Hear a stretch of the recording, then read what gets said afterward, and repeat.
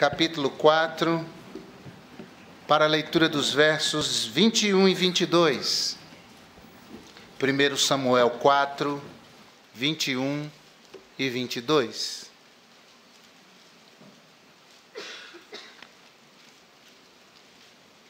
Primeiro Samuel 4, 21 e 22, quando a glória de Deus se vai. E chamou ao menino Icabode, dizendo: de Israel se foi a glória, porque a arca de Deus foi tomada, e por causa de seu sogro e de seu marido. E disse: de Israel a glória é levada presa, pois é tomada a arca de Deus. Obrigado, Senhor, por esta bênção recebida nesta noite, a saber, a comunhão dos teus filhos, a ação do teu Espírito em nosso meio e a tua palavra aberta, lida, e que o Senhor fale aos nossos corações. Precisamos de ti, meu Deus. Temos decisões a tomar esta semana. Há causas, há questões em nossas vidas que precisam, meu Deus, de direção. E nós sabemos que a tua palavra é uma direção segura e firme. E o Senhor nos abençoe diante dela, em nome de Jesus. Amém. Assentem-se, por favor. Icabode quer dizer nenhuma glória, ou sem glória. Esse é o nome que foi dado ao neto do sacerdote Eli, aquele mesmo dos dias de Samuel, quando a mãe de Icabode, que estava nos dias de dar à luz, recebeu 3 notícias trágicas. A criança entrou em processo de nascimento. A primeira notícia trágica que aquela mulher recebeu foi da morte do seu marido, Finéias. A segunda notícia trágica, a morte do seu sogro, o sacerdote Eli. E a terceira notícia trágica, a arca da aliança, a arca do Senhor, havia sido levada pelos filisteus. Essas notícias estremeceram o âmago dessa mulher.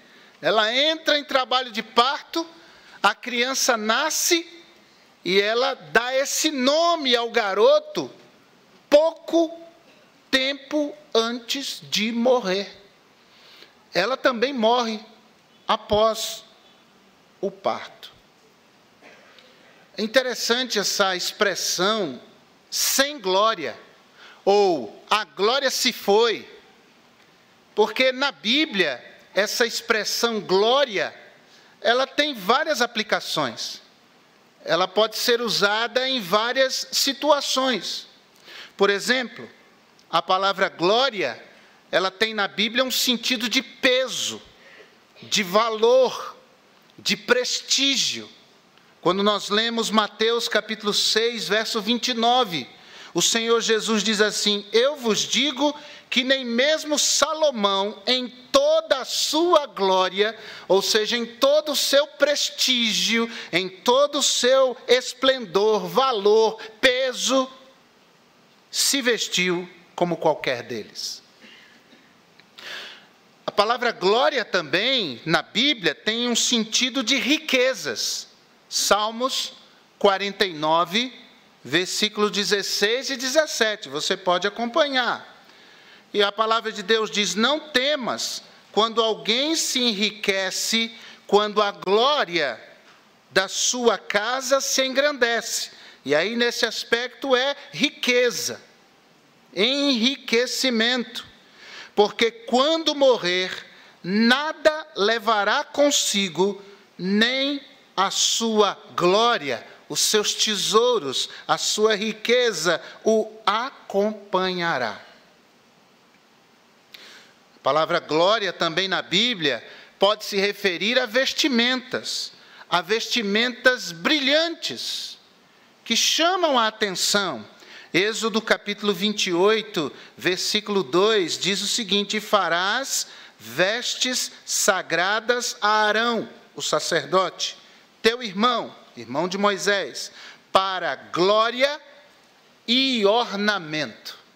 Ou seja, essa vestimenta seria cheia de glória, cheia de brilho, chamaria a atenção de todos. E as vestes sacerdotais realmente eram um primor, era uma coisa lindíssima, eram vestes lindíssimas. Agora, a palavra glória na Bíblia também se aplica à presença de Deus. Por exemplo, a Bíblia diz em Romanos, capítulo 3, verso 23, que todos pecaram e destituídos estão da glória de Deus. Essa expressão, destituir, tem a ver com perda de um posto, perda de uma posição. Destituídos estão da glória, da presença, da comunhão, da glória de Deus.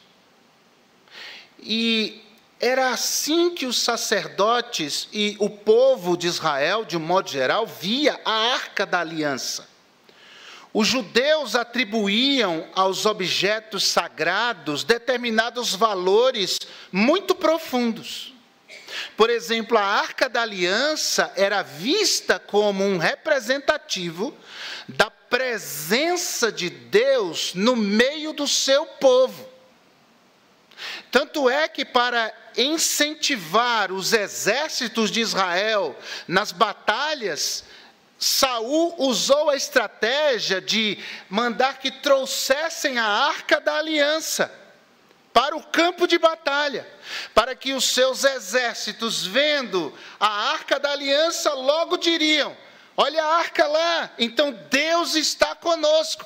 Nós vamos prevalecer e vamos vencer essa batalha. Detalhe é que Saul fez isso sem a autorização de Deus. Ele usou a Arca da Aliança como um amuleto.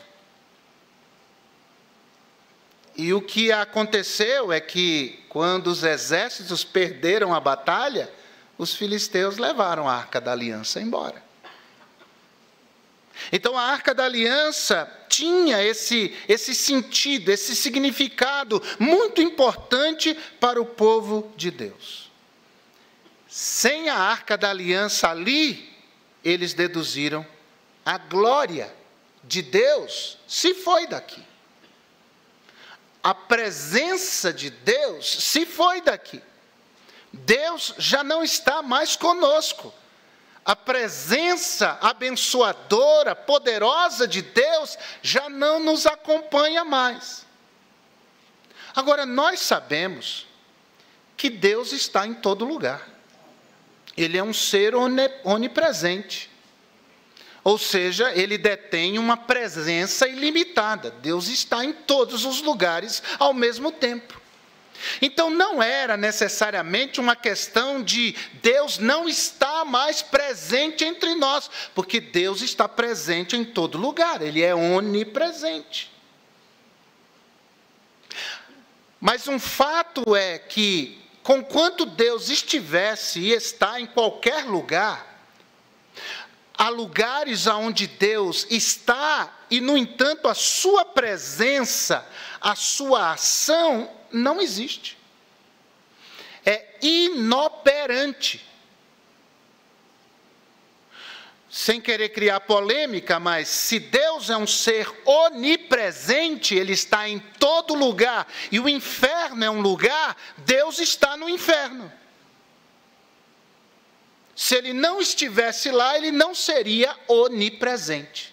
Não há lugar, conhecido ou desconhecido, onde Deus não esteja. Mas Deus não age no inferno. Deus não interage no inferno. Sim, Deus se faz presente, e aqueles que lá estão sofrendo um tormento que é indescritível, mas Deus não consola, Deus não fala, Deus não age, absolutamente. Ou seja, Deus está presente, mas não age. E é isso que acontece aqui. A Arca da Aliança se foi. Deus está em todo lugar, inclusive lá, entre o povo. Mas Ele não agia mais. Ele não falava mais. ele não interagia. Irmãos, ao descrever esse cenário de um Deus presente, porém que não age, que não fala, que não reage, esse cenário é aterrorizante. Porque as pessoas que estão no inferno clamam por misericórdia e elas nunca serão ouvidas, nunca serão atendidas.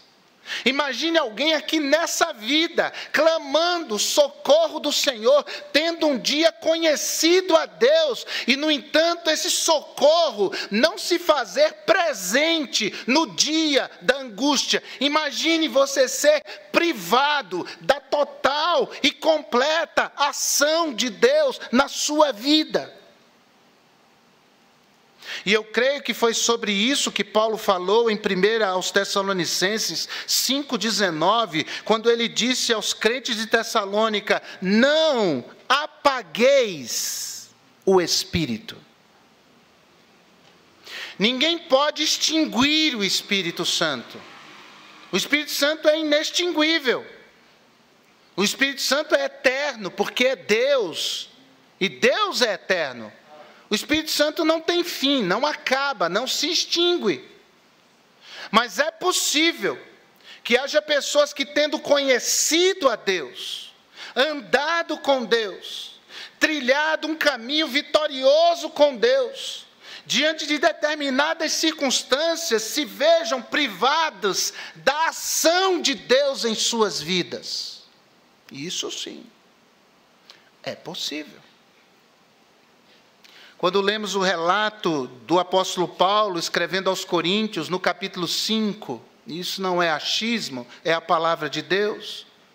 Ele fala a respeito da disciplina na igreja, e ele fala a respeito de um caso de alguém que estava vivendo obstinadamente no pecado dentro da igreja. E Paulo exorta aquela igreja a tomar uma atitude, porque ela estava insensível, ela estava inchado. E Paulo diz: um pouco de fermento faz levedar toda a massa. Vocês têm que tratar esse problema. Tratem esse problema e tirem essa pessoa do meio de vocês, se ela não quiser se arrepender. Isso é muito duro, mas é a Bíblia. E aí Paulo completa dizendo: porque Deus julga os que estão de fora.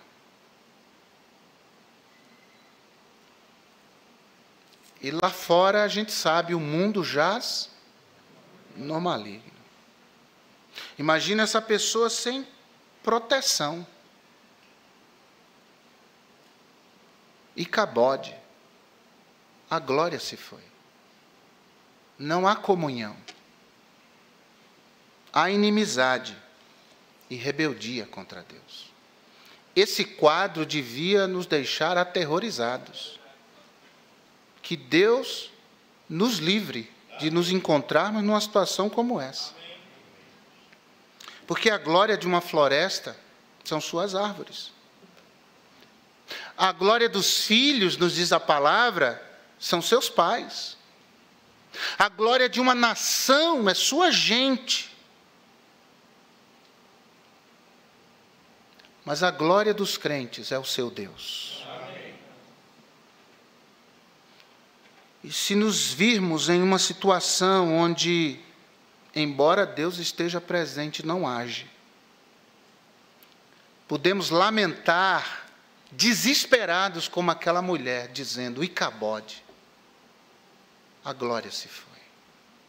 Eu não percebo a presença, eu não ouço a voz, eu não vejo os livramentos. A glória se foi. E o que é que leva a glória de Deus a se retirar da vida de alguém, em primeiro lugar? A mentira. A mentira. O capítulo 2, versículo 12, nos diz o seguinte, de 1 Samuel 2,12. E eram, porém, os filhos de Eli, filhos de Belial, não conheciam ao Senhor.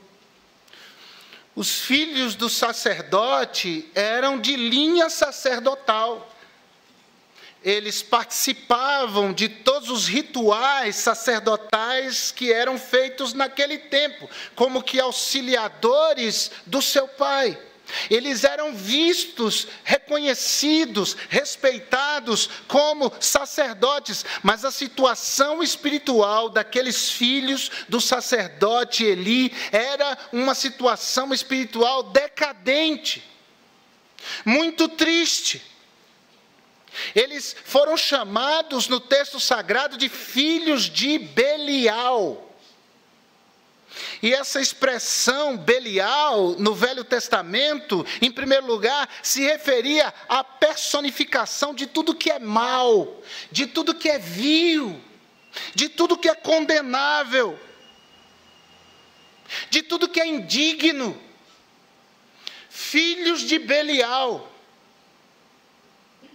E com o passar do tempo, os judeus começaram a referir-se ao diabo, a Satanás, como Belial. E nós vemos o apóstolo Paulo escrevendo aos Coríntios e dizendo: que comunhão há entre Cristo e Belial? Que comunhão há entre luz e trevas? Aqueles homens viviam na mentira, e nós sabemos que o diabo é o pai da mentira. Jesus disse: conhecereis a verdade, e a verdade vos libertará. Mas ele também disse que o diabo é o pai da mentira. Jesus também disse que o diabo não fala a verdade. Não há nada que o diabo diga que de fato seja verdade e digno da nossa confiança. Esses homens começaram a viver uma vida dúbia, uma vida mentirosa, de quem tenta equacionar a vida com Deus e a vida com os desejos do seu próprio coração, uma vida espiritual e uma vida carnal. Eles tentaram equilibrar isso, mas a gente sabe que isso tudo é uma ilusão. Quem tenta equilibrar uma vida no caminho de Deus e no caminho da sua própria carne, na verdade está em um só caminho, e não é o caminho de Deus, é o caminho da sua carne. E quando isso acontece, irmãos, a glória de Deus se vai. Porque Deus é verdadeiro. A Bíblia diz: seja Deus verdadeiro e todo homem mentiroso. Deus ama a verdade porque Ele é a própria verdade. Jesus é a personificação da verdade. Há pessoas que se viciam na mentira, e o vício na mentira é tão grande, é compulsivo, ela começa a acreditar na própria mentira que diz. E começa a sustentar um estilo de vida mentiroso. Compromete até suas finanças, para mostrar para os outros que ele tem uma determinada vida, um nível de vida altíssimo. Tudo mentira. Às vezes comprometem os seus relacionamentos, porque vivem uma vida mentirosa. E o mentiroso acaba sozinho, porque ele vai se queimando aqui, ali, ali, ali. E a nossa fama nos precede, a nossa fama vem antes de nós. E chega uma hora em que ninguém mais acredita.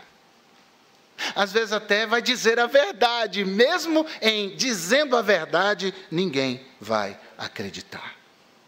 O que faz a glória de Deus ir embora? A superficialidade.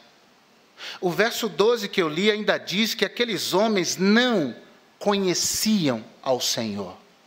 E eu quero dizer a você uma coisa: os sacerdotes eram representantes do povo diante de Deus. Isso é muito claro em Zacarias capítulo 3, quando Josué, o sumo sacerdote, se apresenta diante de Deus e ele tem as suas vestes sujas, simbolizando pecado, atos odiosos, atos pecaminosos contra Deus. A sua mitra, uma espécie de turbante, onde estava escrito Santo ao Senhor, também estava suja, ou seja, ele não tinha capacidade de interceder a Deus pelo povo, porque as suas atitudes, os seus caminhos eram caminhos tortuosos. Então, quando nós falamos da mentira dos sacerdotes e da sua superficialidade por não conhecer ao Senhor, eu estou falando do próprio povo. E a Bíblia diz em determinado momento, um dos profetas: tal povo, tal sacerdote. Em outro momento ele diz: tal sacerdote, tal povo. Eles não tinham relacionamento com Deus. A glória se vai, irmãos, quando nós não cultivamos um relacionamento com Deus. Eu dizia hoje pela manhã, e isso pode parecer clichê, e se for, não é problema. Todo crente tem que orar e ler a Bíblia todo dia. Você é crente? Quando foi a última vez que você leu a Bíblia? Tem um monte de Bíblia aqui no fundo, já falei, doa isso. As pessoas esquecem a Bíblia. Ontem até o irmão Davi estava falando aos homens, dizendo, eu já esqueci a Bíblia na igreja, mas não é demorado, não. Na hora de esqueci a Bíblia, já corre para pegar a Bíblia. Tem gente que esquece a Bíblia. A Bíblia fica morando aqui na igreja. A pessoa não sente falta, ninguém vem buscar, ninguém pega. Às vezes a Bíblia tem nome, ninguém vem buscar. Que tipo de vida com Deus essa pessoa tem? Que tipo de intervenção de Deus na sua vida essa pessoa espera? Porque o nosso Deus é um Deus educado, e através de Tiago, ele diz, Tiago capítulo 4, verso 8, chegai-vos a Deus, e Ele se chegará a vós. Jesus disse, eu bato à porta, se alguém ouvir a minha voz e abrir a porta, eu entrarei. Então Deus não busca comunhão com quem não quer comunhão.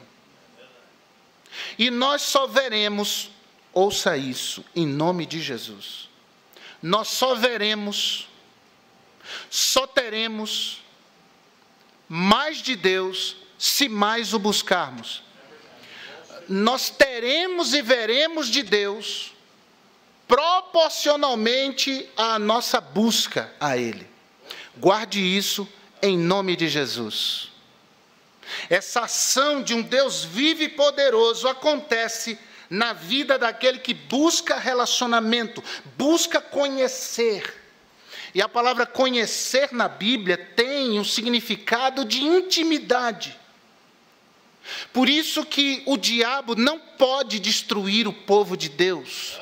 O mundo não pode destruir o povo de Deus. Mas a falta de conhecimento de Deus pode destruir o povo de Deus.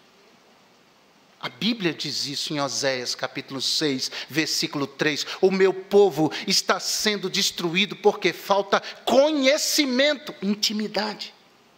Conhecimento de mim. Para que a glória de Deus não se afaste, aprofunde os seus níveis de intimidade, de relacionamento com Deus, porque na hora da adversidade, você vai poder dizer, eu sei em quem tenho crido. Mas se não tem vida com Deus, se não conhece a Deus em intimidade, prossegue em conhecer, a glória se vai.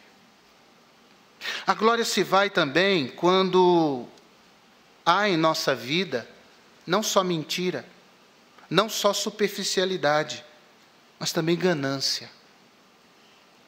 Os versos 13 a 17 falam de algo que para aquele povo naquela época era absolutamente normal. Os sacerdotes tinham direito a comer da comida que era sacrificada ao Senhor. Então aquela carne era colocada em grandes panelas e eram queimadas. E a gordura daquela carne precisava ser toda derretida, consumida pelo fogo. Os sacerdotes jogavam um tipo de corda com um tipo de tridente na ponta.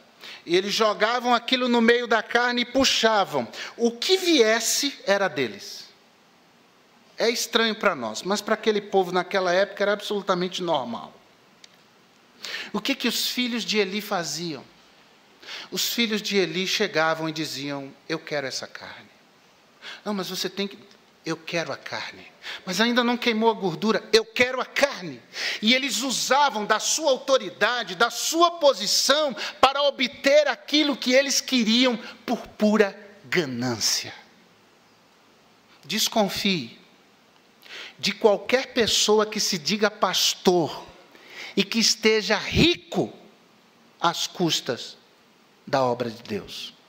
Desconfie de qualquer pastor que enriqueça às custas da obra de Deus. Desconfie. Se o povo de Deus está aqui, o pastor está aqui nesse nível, desconfie. Há uma grande possibilidade desse homem não ser um homem de Deus. Pastor anda no mesmo nível do seu povo. Nós, pastores, moramos aqui na mesma região do povo da igreja. Ninguém mora em bairro nobre. Embora que eu more em uma cidade de primeiro mundo, que é Diadema. Mas isso é uma outra história. Essa coisa da ganância. A Bíblia diz que isso é idolatria. Quando o nosso coração começa a pertencer mais ao dinheiro, às posses, a essa ideia de prosperidade material, cuidado.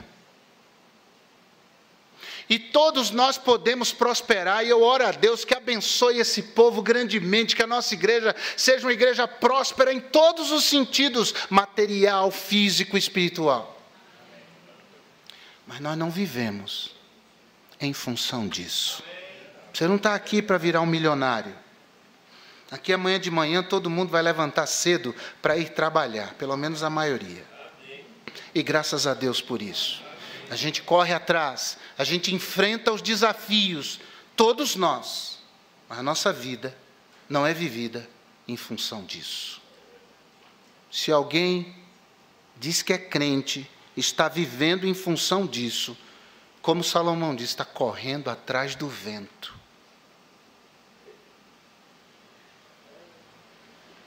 Você tributa a Deus a glória pelo que Deus tem te dado? Você reconhece que é Deus que tem te dado, é Deus que tem suprido. Quando você faz a compra no mercado, você coloca as sacolas em cima da mesa e diz, vamos orar, vamos agradecer, porque mais uma vez, em mais um mês, Deus mostrou a sua fidelidade, porque nós não vivemos de conquistas, nós vivemos de dádivas. Quem vive de conquistas, trabalha e luta para conquistar, para conseguir com a força das suas mãos. Mas quem vive de dádivas, trabalha, mas recebe as dádivas das mãos que vêm de Deus. O que afasta a glória de Deus da vida da gente? A imoralidade. O verso 22 do capítulo 2 nos diz: era, porém, Eli já muito velho e ouvia tudo quanto seus filhos faziam a todo Israel, e como se deitavam com as mulheres que em bando se ajuntavam à porta da tenda da congregação. Gente, isso aqui era o lugar onde Deus se manifestava. Prostituição é muito mais do que relação sexual ilícita, viu? Na Bíblia, prostituição tem um significado ainda mais amplo. Prostituição na Bíblia significa misturar aquilo que é santo com aquilo que é profano, aquilo que é bom com aquilo que é mal, misturar luz com trevas. E esses homens deitavam com essas mulheres à porta da tenda da congregação, o santo e o profano. Mas Deus nos chamou para sermos santos. Sede santos, porque o vosso Deus é santo. Vida santa, irmãos. Vida santa. Vida santa não é conversa de legalista, não. Vida santa não é conversa de santarrão, não. Se é santarrão, não tem vida santa. É um hipócrita. Mas vida santa é vida daqueles que querem agradar a Deus e buscam andar e viver no caminho da santidade. Aliás, a Bíblia diz que sem santificação ninguém verá o Senhor. Ninguém terá essas experiências com esse Deus vivo sem santificação. Eu tendo um namoro sujo, como verá a Deus? Como a glória de Deus se manifestará nessa vida? Está tendo um casamento sujo. Como a glória de Deus se manifestará nessa vida? A Bíblia diz que Deus não ouve oração de mau marido. Pode fazer jejum, pode subir o monte, pode ficar 40 dias e 40 noites jejuando. Deus não ouve oração de mau marido.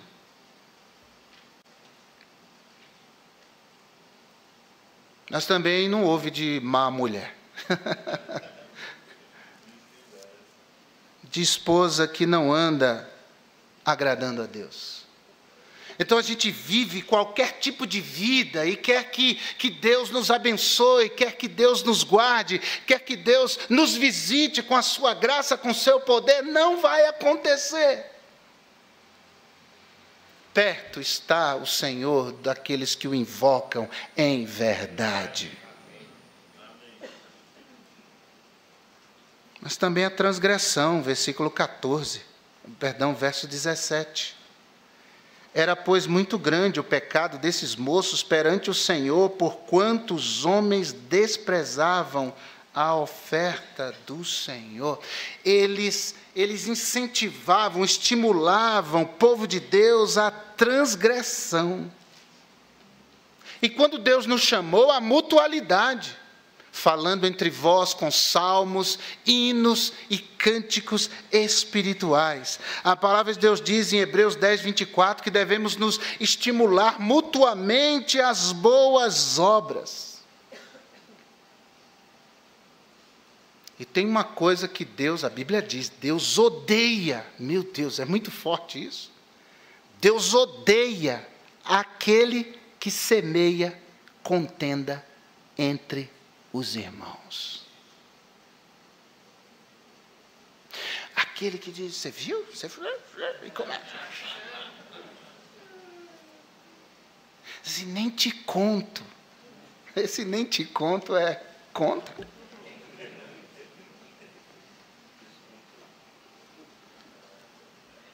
Deus odeia esse tipo de coisa. Como é que a glória do Senhor vai se manifestar em uma vida assim? Quais são as consequências da ausência da glória de Deus sobre a vida de alguém?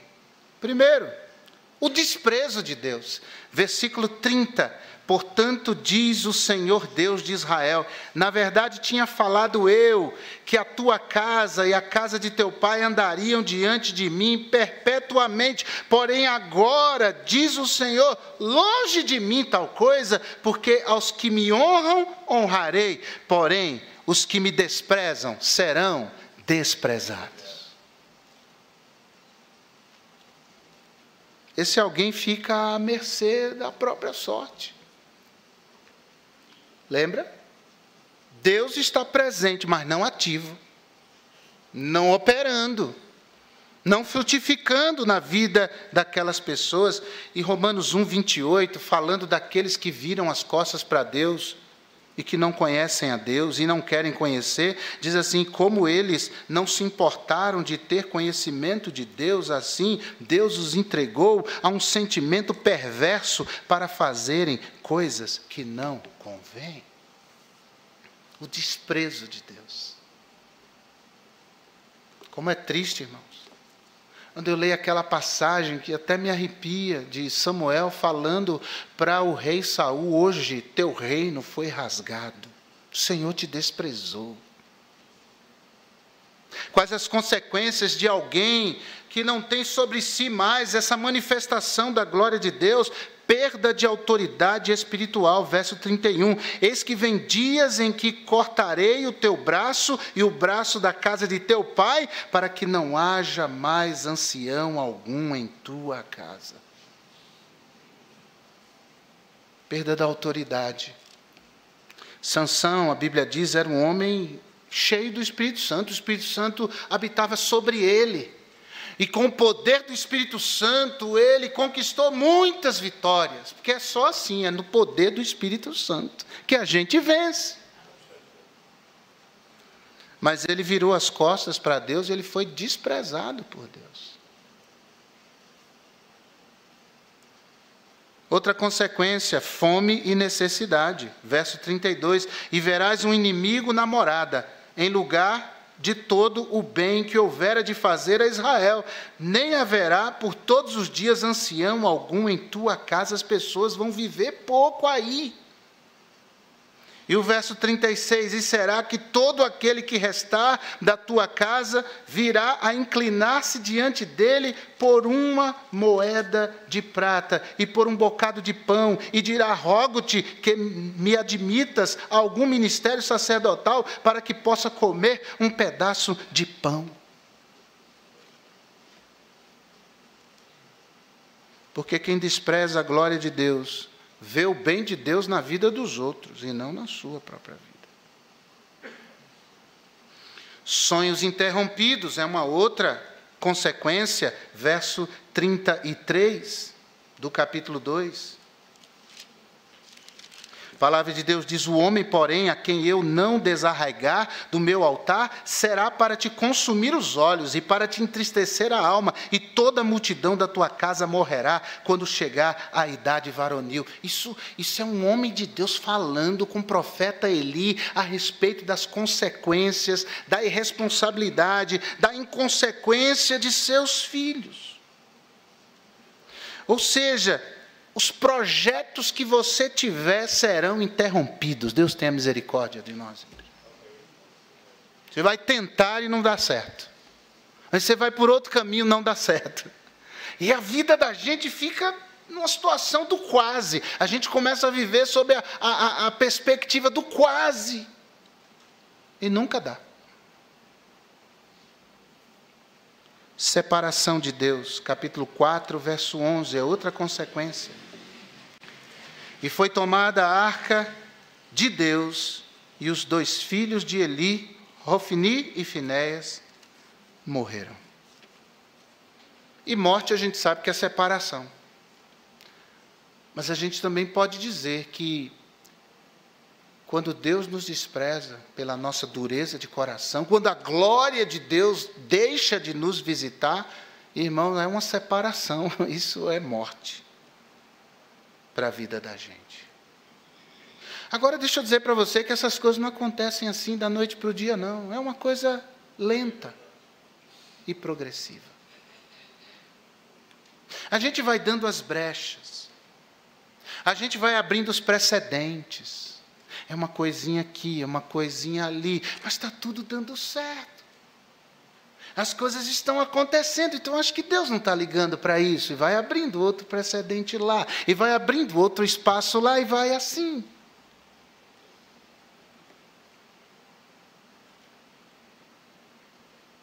Deus não tira sua glória de sobre alguém sem aviso prévio. Deus mandou o profeta. Será que hoje é a última chance que Deus está dando a algumas pessoas aqui? Antes que a glória dele se retire? Antes que a boa mão dele se retire e sobre a vida dessa pessoa coloque-se uma mão pesada do juízo? Deus é rico em misericórdia, mas o cálice da sua ira transborda. Terceiro e último, o que fazer para que a glória de Deus revisite alguém? Simples. Reconheça que Deus quer derramar sua glória sobre a sua vida. Embora distante, o desejo de Deus é abençoar o seu povo. Mas as iniquidades fazem separação. A palavra de Deus diz nesse texto, na leitura desse texto, que durante 7 meses a arca ficou sob o poder dos filisteus. 7 meses. Eles sofreram, irmãos, coisas terríveis nas mãos de Deus. Flagelos sobre o povo. Os ídolos do templo de Dagon eram derrubados. Eles iam lá, levantavam de novo o ídolo. E aí, quando iam ver no outro dia, estava derrubado de novo. E aí eles perceberam, é por causa dessa arca aqui. Temos que devolver isso. E por que Deus fez isso? Porque Deus queria que a arca voltasse para o meio do seu povo. Porque Deus queria abençoar o seu povo. Deus queria que a sua glória revestisse o seu povo novamente. Deus quer, não pergunte se Deus quer, tenha certeza, Deus quer nos abençoar. Então vamos nos limpar diante de Deus. Vamos limpar nossa vida, vamos medir nossos passos, vamos medir os nossos caminhos, vamos buscar mais santificação, vamos andar com os irmãos. Deus mostrou aos israelitas as condições para que a arca voltasse, para que a glória de Deus revisitasse o povo. Capítulo 7, verso 3, e eu encerro. Então falou Samuel a toda a casa de Israel, dizendo: se com todo o vosso coração vos converterdes ao Senhor. E conversão é o quê? É voltar para o caminho certo. E ele diz mais: tirai dentre vós os deuses estranhos e os astarotes. Era uma deusa fenícia. E preparai o vosso coração ao Senhor, e servi a Ele só, e vos livrará das mãos dos filisteus. O que Deus propõe ao povo é uma conversão total. É a decisão de dizer: eu rejeito o pecado na minha vida. Eu rejeito esse jeito de ser que fere as pessoas, essa maneira orgulhosa de lidar com as situações. Eu rejeito isso. Eu rejeito o pecado sexual na minha vida, eu rejeito a pornografia da internet, eu rejeito um namoro sujo, eu rejeito um casamento desajustado, eu rejeito isso em nome de Jesus. Eu digo não para mim mesmo e digo sim para Cristo. Eu jogo fora os ídolos do meu coração. Aqueles que têm roubado a minha devoção, que devia ser só para Deus. Deus diz: servi a Ele só.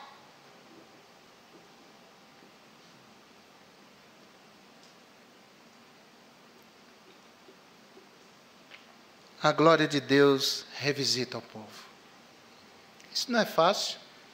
Exige sacrifício, exige renúncia, e é muito difícil renunciar a nós mesmos. Mas a glória de Deus é vista nessas condições, nas condições do Senhor. E quem tem andado com Deus aqui sabe do que eu estou dizendo.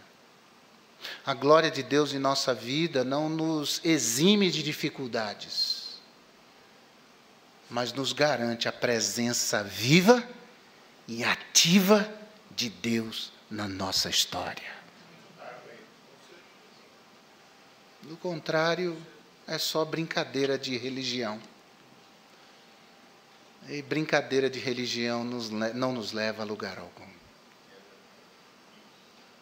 E se você está longe da glória de Deus, conserte sua vida com Deus hoje. Em nome de Jesus. Assim diz o Senhor. Você podia orar comigo agora.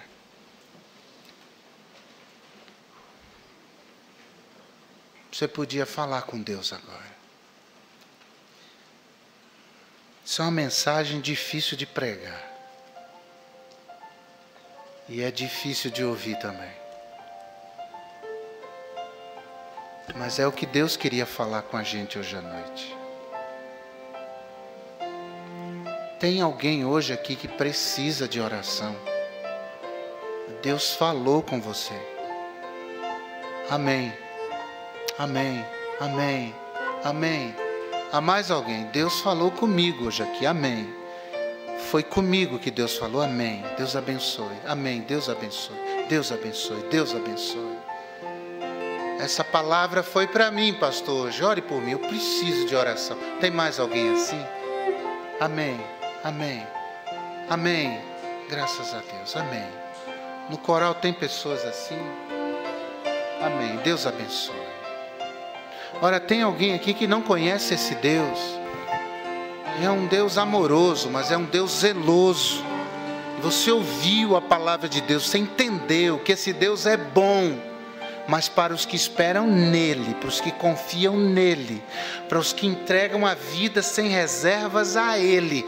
E hoje à noite você diz: pastor, eu ouvi essa palavra, eu entendi que eu preciso desse Deus na minha vida, eu quero entregar minha vida a Jesus como meu Salvador hoje. Ore por mim. Tem alguém assim? Faça um sinal, em nome de Jesus, eu vou orar por você. Há alguém assim? Faça um sinal. Eu ainda não sou um crente em Jesus, mas hoje à noite eu estou entregando minha vida a Jesus. Deus abençoe, eu vi sua mão. Há mais alguém? Eu estou entregando minha vida a Jesus como meu Salvador hoje. Ore por mim, pastor. Levante sua mão, nós vamos orar por você. Eu ainda não tive um encontro vivo com esse Deus vivo. Eu quero entregar minha vida a Jesus. Há alguém assim? Faça um sinal, em nome de Jesus. Nós vamos orar por você. Nós vamos orar. Há alguém? Ó Deus, abençoa-nos neste momento, meu Deus. Que ao cantarmos o hino, vejamos vidas chegando contritas ao teu altar. Não nos interessa saber do que se trata, mas elas sentiram-se tocadas por Deus e necessitadas de oração. E nós vamos orar por elas, pedindo ao Senhor graça, misericórdia, na certeza de que o Senhor haverá de nos ouvir. E assim oramos, em nome de Jesus. Amém.